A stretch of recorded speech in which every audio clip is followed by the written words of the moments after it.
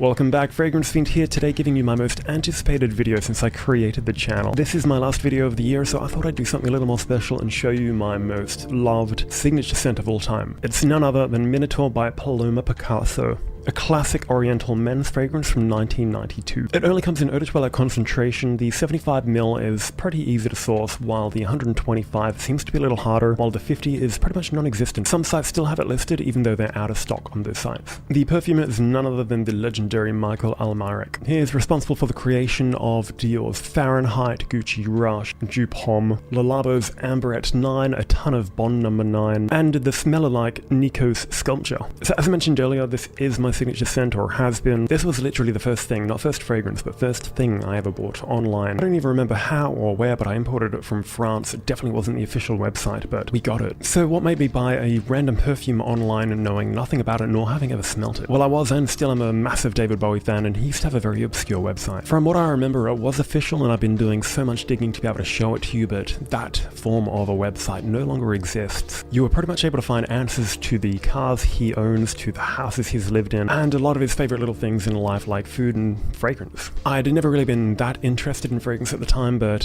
something in me made me want to buy it, and I'm glad I did. I only have to guess that I was probably maybe about 13 years old at the time. Even though that page doesn't exist, there is evidence in old forums that do point to the page, or at least its existence in some form back then. And I went from wearing this only from special occasions to pretty much every day. It was the first time I ever received a compliment from wearing a fragrance, and I thought that was absolutely crazy, so I stuck extremely loyal to this for pretty much my entire life. So a few years after I bought my very first bottle, I'd buy my second bottle, and that one lasted a really long time as I was gifted a lot of other fragrances during that late teens period. Then for the very first time I actually discovered a physical bottle at a local store, so I knew I had to buy it. Then as I went to spray it, I was pretty much hit with almost a bit of an out-of-body experience. Then once I cracked it open and gave it a spray, I was instantly flooded with memories throughout my entire teenhood. And from that moment on, I was kind of infatuated with the idea of how fragrance can have such a massive impact in correlation to the memory. That's the first part of a story, but the second part will come another time. With this purchase now being nostalgic to me, I thought I'd start a new chapter and maybe buy a new fragrance to see if I could have that same effect. But anyway, let's talk about the scent. I guess we should start with the note breakdown. In the top you have fruity notes, aldehydes, bergamot, tarragon, galbanum, and coriander, with a heart of geranium, jasmine, rose, and lily of the valley. Lastly, a base of tonka bean, vanilla, sandalwood, cedarwood, amber, and musk.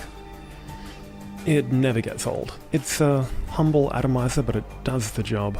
Build quality, as far as I've owned it, has always been the same. You've got the outer printing of Minotaur, which wraps all the way around. Quality bottle, but very cheap plastic cap, which still looks very lovely. So in the opening you get a lovely whiff of that very green tarragon, delivering a tiny bit of that sharper, spicy element, but the bergamot really dominates. Same goes for the coriander, which gives it a tiny bit of spice, and the fruity notes are somewhat vague. I can't really pick out what fruits they are, but it's almost very tropical, like a very small hint of mango or peach. As it develops, you're supposed to get the florals like the lily, the rose, and the jasmine, which I've never been able to detect, which is quite a good thing actually, because I'm not a massive fan of those elements too dominant in a masculine scent. It's there just enough to give it character, but not steal the show. The geranium, however, does play a bit of a part as the heart develops. And lastly, you got those very dominating base notes, which play really interesting in contrast to that fresh opening. I feel like the florals are almost put in there to kind of mask that incredibly inconspicuous transition into the base, because when you smell it up front, it comes off as a bit of a basic freshy to some extent, but then it takes a very surprise left turn into the woody territory with that addition of vanilla and tonka bean, and it's that contrast and complexity and transformation of this scent which really make it such a winner in my books. Even when the deeper notes of the fragrance are starting to creep in, the top notes are still there, they haven't left yet, which plays for such an interesting dynamic between the two as they evolve. Sandalwood tends to have a bit of a distinct character to it, however it's the cedarwood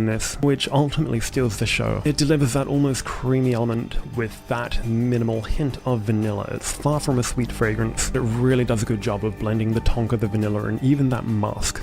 Now, to the longevity and performance. Unfortunately, Minotaur has fallen victim to a series of reformulations. What started off as an independent company soon got bought out by Cosmere Inc. a few years later. Not long after that, L'Oreal would then take on ownership, and we all know what L'Oreal does to the brands they buy out. Even though 85% of the character of Minotaur, how I remember it, is still there, it has changed a lot and the magic no longer hits the same. And as I've read in forums, Minotaur has undergone more reformulations since the 90s and 2000s. Even the Minotaur I once knew isn't the Minotaur other people knew, but my era of Minotaur was the one that made it special for me, even if it wasn't quite.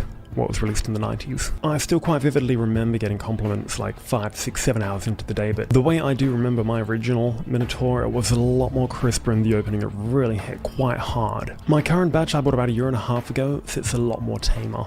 A lot of people, when they talk about reformulations, they just talk about diluting the fragrance, which isn't necessarily correct. Sometimes things have to be removed or added, and usually that's the most recurring reason why perfumes do get reformulated. This, however, just smells simply diluted. The transformation feels a tiny bit more transparent in contrast to how I remember it, where the base really is to just punch in. But unfortunately, this current version is almost undetectable after about 4 to 5 hours, opposed to the usual 8 or 9 hours my original batch used to last. But despite any reformulations, this will always be a signature scent to me. There are endless forums of people holding this fragrance to such high regard and the memories they used to have of it and the effect it had on their life, and it's amazing to know that this isn't just something which I love for no reason. I wore it in my early teens, I'm still wearing it now, and I'll wear it for the rest of my life, and I feel it's a fragrance any man of any age can get away with wearing. It simply defies any element of being stereotyped for a particular type of character or person. It may not be the most greatest perfume of all time, but I feel like it will hold one of the strongest legacies of any perfume. A lot of people will rave about perfumes which have just been released, and they may get the spotlight for maybe a few years, but people are still talking about this one 30 years later.